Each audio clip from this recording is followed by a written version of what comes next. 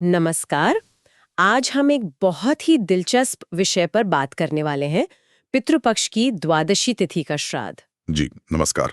हाँ, ये एक अहम विषय है पितृपक्ष के दौरान। हमारे पास एक लेख के कुछ अंश हैं, द्वादशी श्राद्ध, रोगों और ऋण से मुक्ति। तो आज हम इसी पर थोड़ी गहराई से चर्चा करेंगे। बिल्कुल। समझने की कोशिश करेंगे कि भई ये जो खास श्राद्ध है, इससे परिवार में जो सेहत की समस्याएं होती हैं या मानसिक अशांति और खास तौर पर कर्ज, इनसे मुक्ति के लिए इतना ज़रूरी क्यों मानते हैं? मतलब ये थोड़ा सोचने वाली बात है ना, कि कैसे एक पारंपरिक अनुष्ठान सीधे सीधे हमारी हेल्थ और मेंटल पीस से जुड़ सकता है। सही कहा आपने। देखिए, ये जो द्वादशी श्राद्ध है, जैसा नाम से ही पता चल रहा है, ये मुख्य रूप से उन पूर्वजों के लिए होता है जिनका निधन हिंदू कैलेंडर के हिसाब से किसी भी महीने की 12वीं तिथि मतलब द्वादशी को हुआ हो। अच्छा। इसके पीछे भावना ये है कि इस खास दिन पर उनके लिए जो भी हम श्रद्धा से करते हैं, उससे उन दिवंगत आत्माओं को शांति मिलती है, तृप्ति मिलती है। और ये शांति या तृप्ति आज की पीढ़ी के लिए कैसे महत्वपूर्ण हो जाती है? मतलब सोर्स इस कनेक्शन को कैसे समझाता है? हाँ, सोर्स के हिसाब से ये जुड़ाव बहुत ही सीधा और गहरा माना गया है।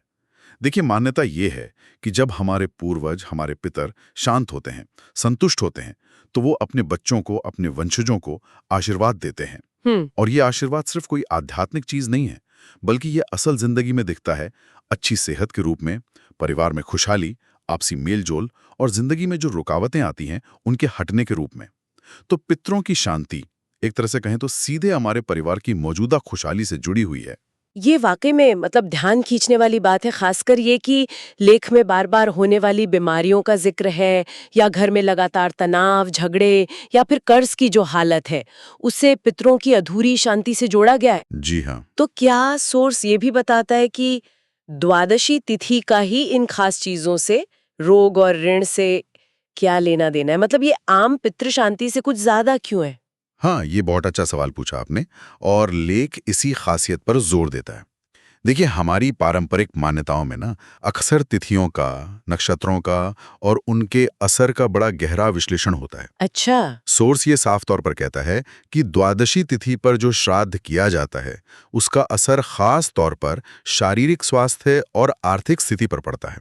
अच्छा। अब इसके पीछे का कोई ज्योतिषीय कारण तो लेख में नहीं दिया है, पर इस मान्यता को बहुत प्रमुखता दी गई है कि जब जिंदगी में लगातार सेहत की दिक्कतें बनी रहें, मतलब इलाज करा रहे हैं पर आराम नहीं मिल रहा, या कर्ज का बोझ बढ़ता ही जा रहा है, कमाई के रास्ते जैसे बंद हो गए हों, या घर में बिना बात के झगड़े होते हों, तो ये एक इशारा हो सकता है कि द्वादशी तिथि से जुड़े कोई पितर शायद अतृप्त है। हाँ, इसलिए इस दिन अगर विधि विधान से श्राद्ध किया जाए, तो वो सीधे तौर पर इन परेशानियों को दूर करने का एक आध्यात्मिक तरीका माना जाता है। ये एक तरह से पितरों को खुश करने का एक फोकस प्रयास है, जिसका फल अच्छी सेहत और कर्ज से मुक्ति के रूप में मिलने की उम्मीद की जाती है। समझ गई। तो ये एक सामान्य श्राद्ध से कहीं ज्यादा मतलब फोकस्ड असर वाला अनुष्ठान है, खासकर इन दो एरियाज में। अच्छा, तो अगर कोई इसे करना चाहे तो इसके लिए कोई खास टाइम और जगह तय है? सोर्स में क्या बताया है इसके बारे में? हाँ, सोर्स में इसका जिक्र है। टाइम तो साफ है। ये श्राद्ध पितृपक्ष में जो द्वादशी तिथि आती है, उसी दिन करना होता है। सोर्स के हिसाब से इस साल यानी 2025 में ये तिथि 18 सितंबर गुरुवार को पड़ रही है, पितृपक्ष का 12वां दिन। ठीक है। और जगह की बात करें तो सोर्स बताता है कि पितृकर्म के लिए कुछ जगहें खास मानी जाती हैं, जैसे काशी है, गया जी हैं, हरिद्वार है या फिर नर्मदा नदी का किनारा।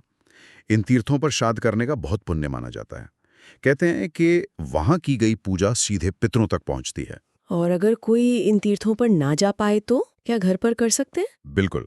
सोर्स ये भी कहता है कि अगर किसी वजह से तीर्थ जाना मुमकिन ना हो, तो इस श्राद्ध को अपने घर पर भी पूरी श्रद्धा और सही तरीके से किया जा सकता है। अच्छा। हाँ, बस घर में कोई शांत, साफ सुथरी जगह चुन ले, जैसे पूजा का कमरा या कोई कोना जहां शांति हो। और एक और बात, सोर्स में कही गई है कि अगर घर के पास कोई नदी या तालाब हो, तो उसके किनारे पर श्राद्ध करना घर में करने से भी ज्यादा फलदायी माना जाता है। शायद पानी और खुली हवा से पवित्रता बढ़ जाती है। पर देखिए, जगह से भी ज्यादा जरूरी है श्रद्धा और सही विधि। आपने शुरू में कहा था कि ये मुख्य रूप से द्वादशी तिथि को गुजरे हुए पितरों के लिए है, तो क्या इसका फायदा सिर्फ उन्हीं को मिलता है या फिर इसका असर थोड़ा बड़ा होता है? देखिए, प्राइमरी फोकस तो जाहिर है उन्हीं पितरों पर है जिनका देहांत द्वादशी तिथि को हुआ। लेकिन हमारी परंपरा में ये भी मानते हैं कि पितृपक्ष में किया गया कोई भी श्राद्ध कर्म कुल के सभी ज्ञात और अज्ञात सभी पितरों को किसी न किसी रूप में शांति पहुंचाता है। हाँ, पर द्वादशी श्राद्ध के बारे में सोर्स इस बात पर जोर देता है कि इस तिथि पर श्राद्ध करने से जो आशीर्वाद मिलता है वो खास तौर पर रोगों से, दुखों से और जो मानसिक परेशानियां होती हैं उनसे मुक्ति दिलाने वाला होता है।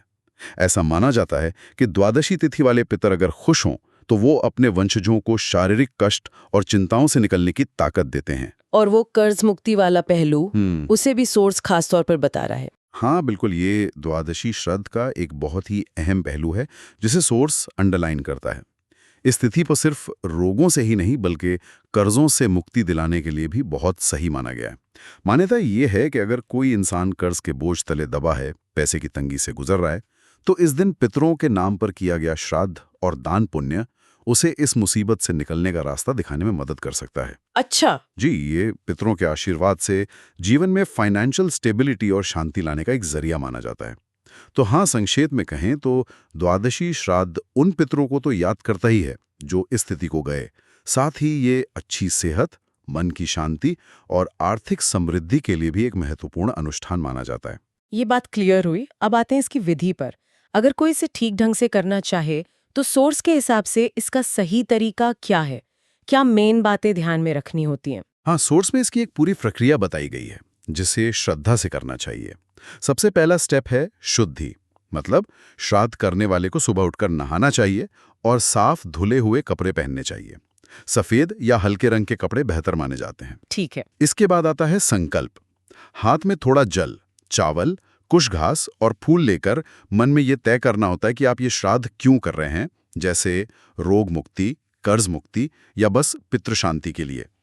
किन पितरों के लिए कर रहे हैं, द्वादशी वाले या सभी, और कहाँ कर रहे हैं, ये एक तरह से पूजा शुरू करने की घोषणा है। संकल्प के बाद सबसे जरूरी काम है तर्पण। इसमें काले तिल, जौ, पानी और कुश घास का इस्तेमाल करके पितरों को जल चढ़ाया जाता है। ये काम दक्षिण दिशा की तरफ मुंह करके करते हैं क्योंकि पितरों का वास उसी दिशा में माना गया है। तर्पण का मतलब ही है पितरों को तृप्त करना, उन्हें जल देना। ये उनके प्रति सम्मान दिखाने का तरीका है। तर्पण करते वक्त पितरों का ध्यान करना और उनसे शांति और आशीर्वाद मांगना जरूरी है। और तर्पण के बाद खाने का क्या विधान है? तर्पण के बाद आता है भोग या पिंडदान। पितरों के लिए सात्विक खाना बनता है। सोर्स में खास तौर पर खीर और पूड़ी का जिक्र है जिसे पितरों का पसंदीदा माना जाता है। ये खाना पहले पंचबली यानी गाय, कुत्ते, कौवे, देवताओं और चींटी के लिए निकाला जाता है और फिर बाकी खाना पितरों को भोग लगाया जाता है। मान्यता है कि वो इसे सूक्ष्म रूप में ग्रहण करते हैं। इसके बाद एक और जरूरी हिस्सा है ब्राह्मण भोजन। किसी अच्छे योग्य ब्राह्मण को घर बुलाकर सम्मान से खाना खिलाना चाहिए। खाने के बाद उन्हें कपड़े, अनाज और अपनी श्रद्धा के अनुसार दक्षिणा देकर विदा करना चाहिए। माना जाता है कि ब्राह्मण के जरिए दी गई चीजें पितरों तक पहुंचती हैं। क्या इस दौरान कोई खास मंत्र पढ़ने या दान करने का भी जिक्र है? हाँ, सोर्स बताता है कि श्राद्ध करते समय पितरों से जुड़े शांति मंत्र पढ़ने चाहिए। इससे माहौल अच्छा होता है और पितरों को शांति मिलती है। जैसे ओम पितृभ्यो स्वधायभ्यो स्वधा नमः या गायत्री मंत्र भी पढ़ सकते हैं। और दान का भी महत्व है। ब्राह्मण भोजन और दक्षिणा तो है ही, उसके अलावा भी अपनी क्षमता के हिसाब से दान करना अच्छा बताया गया है। सोर्स में गौदान का खास जिक्र है जिसे बहुत पुण्य वाला माना जाता है। अगर गौदान मुमकिन ना हो तो अनाज, कपड़े, छाता, जूते या फिर दीपदान यानी दीपक का दान भी कर सकते हैं। जरूरी ये है कि दान श्रद्धा से और बिना किसी स्वार्थ के किया जाए। ये पूरी प्रक्रिया सब्र, श्रद्धा और साफ मन से करनी चाहिए, तभी इसका पूरा फल मिलता है, ऐसा सोर्स का मानना है। ये तो काफी विस्तार से बताया आपने और हर स्टेप का अपना एक गहरा मतलब लगता है। सोर्स में एक लाइन है जो इस इमोशनल पहलू को बहुत अच्छे से पकड़ती है। उसमें लिखा है, जब कोई रोग या मानसिक बेचैनी निरंतर बनी रहती है तो हमें अपने पितरों की ओर देखना चाहिए। उनकी आत्मा को तृप्त करना मानो जीवन के संतुलन को पुनर्स्थापित करना है। द्वादशी का श्राद्ध परंपरा नहीं, ये शांति और आशीर्वाद का सेतु है। ये लाइंस तो जैसे परंपरा को एक जिंदा रिश्ते की तरह दिखाती हैं। बिल्कुल सही कहा आपने। ये जो कोट है ना, ये असल में इस पूरी सोच के जज्बाती और दार्शनिक पहलू को सामने लाता है। ये बताता है कि ये सिर्फ एक रस्म या रिवाज नहीं है, बल्कि इसका एक गहरा मनोवैज्ञानिक और आध्यात्मिक आधार है। हाँ, ये इस विश्वास पर टिका है कि हम अपने पूर्वजों से सिर्फ शारीरिक रूप से ही नहीं जुड़े, बल्कि एक सूक्ष्म ऊर्जा के लेवल पर भी जुड़े हैं। हाँ, उनकी शांति या अशांति का असर हमारी जिंदगी पर पड़ सकता है। हाँ, इसीलिए उनकी आत्मा को तृप्त करने की कोशिश करना, जैसा कोर्ट में कहा है, वो जिंदगी में बिगड़े हुए बैलेंस को फिर से ठीक करने जैसा है। संतुलन। हाँ, ये पीढ़ियों के बीच के रिश्ते को मजबूत करता है, अपनी जड़ों के प्रति शुक्रगुजार होना सिखाता है और एक तरह की अंदरूनी शांति देता है। ये जो सेतु शब्द है ना, पुल, ये बहुत महत्वपूर्ण है। ये अतीत को आज से, दिखने वाली दुनिया को न दिखने वाली दुनिया से और हमें हमारे पूर्वजों से जोड़ने वाला एक पुल है। हाँ, ये हमें याद दिलाता है कि हम अकेले नहीं हैं, एक बड़ी कहानी का हिस्सा हैं। हाँ, ये सेतु वाली बात बहुत असरदार है। अच्छा, सोर्स में उन लोगों के लिए एक सर्विस का भी जिक्र था जो शायद तीर्थ स्थान जैसे काशी नहीं जा सकते। उस पर भी थोड़ी सी बात कर लेते हैं ताकि जानकारी पूरी हो जाए। हाँ, सोर्स मटेरियल में इस बात का जिक्र है। उसमें यह बताया गया है कि वाराणसी डिवाइन सर्विसेज नाम की एक संस्था है जो उन लोगों के लिए सुविधा देती है जो खुद काशी या दूसरी तीर्थ जगहों पर जाकर द्वादशी श्राद्ध नहीं कर सकते, शायद वो विदेश में रहते हों या कोई और वजह हो। अच्छा। सोर्स के मुताबिक ये संस्था ऐसे लोगों की तरफ से काशी में पितृकुंड नाम की जगह पर उनके पितरों के लिए विधि विधान से द्वादशी श्राद्ध, तर्पण, भोग वगैरह करवाती है। सोर्स में उनसे कांटेक्ट करने के लिए व्हाट्सएप नंबर और वेबसाइट दी गई हैं जो हम यहाँ नहीं बता रहे हैं। ये जरूरी है कि सुनने वाले से सिर्फ एक जानकारी समझें जो सोर्स लेख में थी, हमारी तरफ से कोई सलाह या विज्ञापन नहीं। बिल्कुल, ये सिर्फ जानकारी देना है जो सोर्स में थी। तो चलिए आज के इस पूरी बातचीत को समेटते हैं। हमने द्वादशी श्राद्ध के अलग अलग पहलुओं पर बात की। ये पितृपक्ष में द्वादशी तिथि को होने वाला एक खास श्राद्ध है, मेनली उन पितरों के लिए जिनका निधन इसी तिथि को हुआ था। जी। सबसे खास बात जो सोर्स बताता है वो है इसका रोगों से मुक्ति, कर्ज से छुटकारा और मन की शांति से सीधा जुड़ाव। ऐसा माना जाता है कि ये श्राद्ध पितरों को खास संतुष्टि देता है जिससे ये फायदे मिलते हैं। हमने जाना कि इस साल 2025 ये 18 सितंबर गुरुवार को है और इसे तीर्थ स्थान या घर पर भी कर सकते हैं।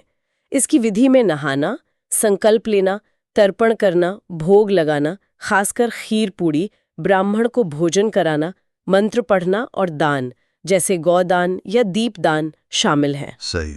आज की बात से जो निचोड़ निकल रहा है वो ये है कि हमारी सांस्कृतिक मान्यताओं में पूर्वजों की शांति और आज की पीढ़ी की भलाई, सेहत और समृद्धि के बीच कितना गहरा रिश्ता देखा जाता है। ये सिर्फ एक रस्म नहीं बल्कि पीढ़ियों के जुड़ाव और उनके प्रति आभार जताने का तरीका है। आपने बहुत अच्छे से समेटा इसे, और जैसा सोर्स बार बार कह रहा है, इस श्राद्ध का खास फोकस लगातार बनी रहने वाली बीमारियों और कर्ज जैसी मुश्किलों पर है, जो इसे पितृपक्ष के दूसरे श्राद्धों से कुछ अलग महत्व देता है। हाँ, इस पूरी चर्चा से एक सोचने वाली बात ये निकलती है कि इस खास अनुष्ठान और इसकी मान्यताओं से हटकर भी ये हमें क्या सोचने पर मजबूर करता है। ये दिखाता है कि कैसे हमारी संस्कृति पीढ़ियों के बीच के इस कनेक्शन को और जीवन पर पड़ने वाले अनदेखे प्रभावों को समझती है। क्या ये मुमकिन है कि इन खास कर्मकांडों के अलावा भी सिर्फ अपने पूर्वजों को याद करना, उनकी जिंदगी के बारे में सोचना, उनके लिए मन में शुक्रगुजारी रखना, ये अपने आप में ही एक तरह की मानसिक शांति, एक भावनात्मक सुकून दे सकता है? क्या अपनी जड़ों से जुड़ने का ये एहसास ही हमें आज की मुश्किलों से लड़ने की एक नई ताकत दे सकता है?